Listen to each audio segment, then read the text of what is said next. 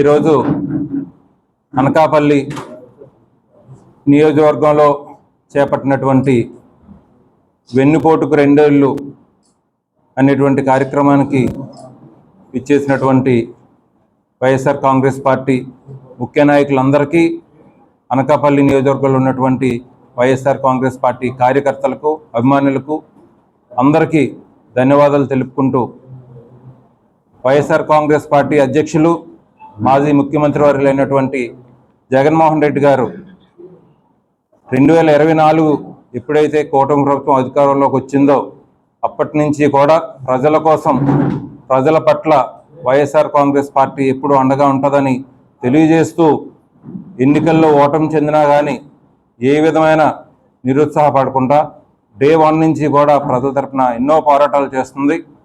దానిలో భాగంగా ఈరోజు చంద్రబాబు నాయుడు గారు అంటే వెన్నుపోటు అని రాష్ట్రంలోనే కాదు ప్రపంచంలో అందరికీ కూడా చంద్రబాబు నాయుడు గారి పేరు చెప్తే వెన్నుపోటు అనేది అందరికీ గుర్తొస్తుంది.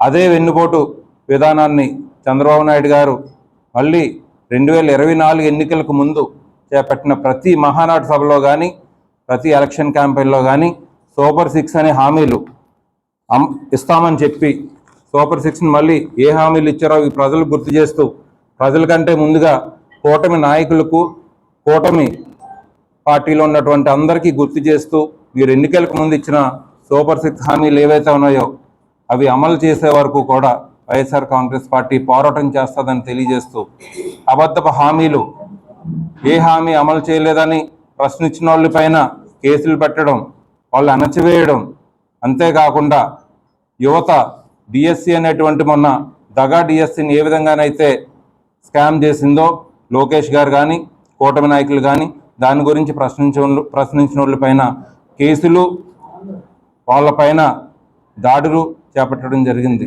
ప్రజలన్నీ గమనిస్తున్నారు.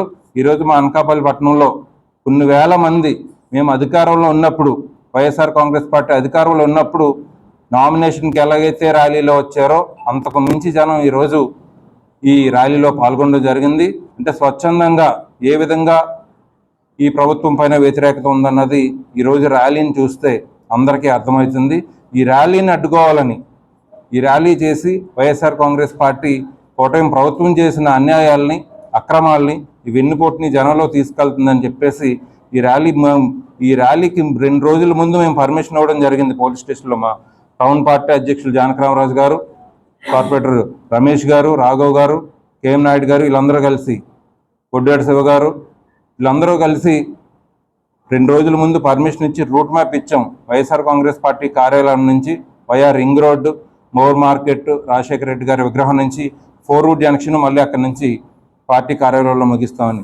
దానికి పోలీసు వాళ్ళకి 2 రోజుల ముందు వివరించినా కానీ ఈరోజు కూటమి నాయకుల ఒత్తిడి వల్ల, కూటమి ప్రభుత్వం ఒత్తిడి వల్ల పోలీసు వాళ్ళు ఈ కార్యక్రమాన్ని స్టార్ట్ అవ్వకముందే ఎన్నో ఆటంకాలు చేస్తూ ఆపాలని చూశారు. అయినప్పటికీ కూడా మా వైఎస్ఆర్ కాంగ్రెస్ పార్టీ కార్యకర్తలందరూ, నాయకులందరూ పెద్ద ఎత్తున ఈ కార్యక్రమాన్ని మోర్ మార్కెట్ వరకు తీసుకెళ్ళి ప్రజలకి మేము చేస్తున్నటువంటి నిరసన కార్యక్రమం తీసుకెళ్లే ప్రయత్నం చేసాం. ఇక్కడతో అయిపోలేదు. మా సోషల్ మీడియా టీం అందరూ కూడా ఏదైతే ఈరోజు నిరసన కార్యక్రమం పోలీసు వాళ్ళను ముందు పెట్టి ఆపారో దాన్ని ప్రజల్లోకి, అనకాపల్లి నియోజకవర్గంలో ఉన్న ప్రతి ఒక్కరికి కూడా ఈ సోషల్ మీడియా ద్వారా అందించాలని మీ మీడియా మిత్రుల ద్వారా కూడా మీ అందరికీ చెప్పేది. మీ అందరూ వైద్యం, ఆరోగ్యం అన్నీ అటకెక్కించింది. ఈ ప్రభుత్వంలో ఏ వర్గానికి కానీ, ఏ పేదవాడికి కానీ, సంక్షేమానికి కానీ అన్నీ కూడా ఈరోజు నిండా ముంచేసిన సందర్భం. ఈరోజు ఆరోగ్యశ్రీలో వైద్యం చేయించుకుందామంటే కార్పొరేట్ హాస్పిటల్లో వైద్యం అందలేని దుస్థితి. ఈరోజు వ్యవసాయం చేసిన రైతు తన పండించిన పంటని అమ్ముకోవడానికి కొనుగోలు కేంద్రాలు లేవు. దళారు చేతిలో వ్యవసాయదారులు మోసపోతున్నారు. కార్పొరేట్ హాస్పిటల్లో మరి పేదవాళ్ళు వైద్యం ద్వారా వారు మోసపోతున్నారు. అన్ని రకాలుగా ఈ ప్రభుత్వం మోసపూరిత ప్రభుత్వం, కార్పొరేట్ ప్రభుత్వం. కార్పొరేట్ రంగాన్ని తప్ప పేదవాడి కోసం కానీ, రైతు కోసం కానీ, విద్యార్థి కోసం కానీ, ఉద్యోగస్తుల కోసం కానీ ఆలోచించిన సందర్భం లేదు. కాబట్టి జగన్మోహన్ రెడ్డి గారు ఈ 2 సంవత్సరాల్లో చంద్రబాబు నాయుడు వెన్నుపోటు పొడిచిన విధానాన్ని ప్రజలకు వివరించడం కోసం భారీ ర్యాలీలు తీస్తే ర్యాలీని అడ్డుకోవడం చూస్తున్నారు. ఖచ్చితంగా మరొక మాట చెప్తున్నాం, ఖచ్చితంగా ప్రజల తరపున అనకాపల్లి నియోజకవర్గంలో భరత్ కుమార్ గారి నాయకత్వంలో ప్రజల తరపున ఇక్కడ జరుగుతున్న అన్యాయాల మీద భవిష్యత్తులో ఇంకా మరిన్ని పోరాటాలు చేస్తాం. పోలీసుల ద్వారా మీరు మమ్మల్ని అణచివేయలేరు, మీరు ఎంత అణచివేస్తే ఇంకా అంత ఉవ్వెత్తున లేచి పడతామని చెప్పి తెలియజేస్తూ మరి నాకు అవకాశం ఇచ్చిన ప్రజలకు మరోసారి ధన్యవాదాలు తెలియజేస్తూ సెలవు తీసుకున్నాను.